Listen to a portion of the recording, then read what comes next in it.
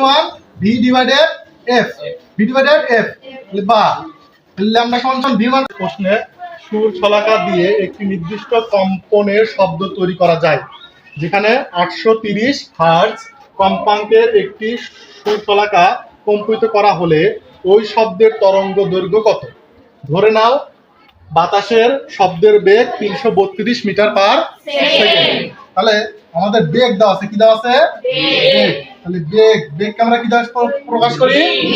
V সমান সমান কত? 332 মিটার। আর কি দেওয়া আছে? হার্টজ। কি দেওয়া আছে? হার্টজ কিসের? কম্পাঙ্কের। কম্পাঙ্ক মানে কি আমরা বুঝাই? কম্পাঙ্ক। এফ দেওয়া আছে কত?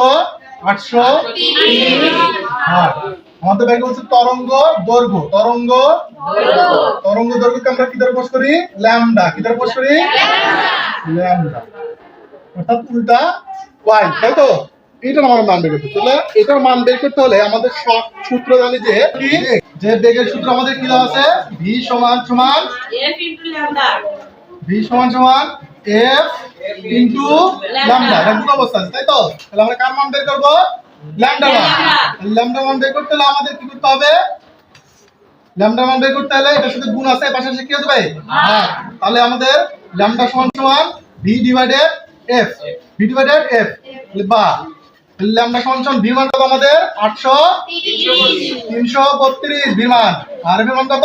830। তাহলে এটা আমরা কাজ করলে আমাদের ল্যামডা মান কত আসছে? 0.4 মিটার। 0.4 মিটার। ঠিক আছে? তোমরা কি বুঝতে পারছো ভিডিওটা? ঠিক আছে, বন্ধু।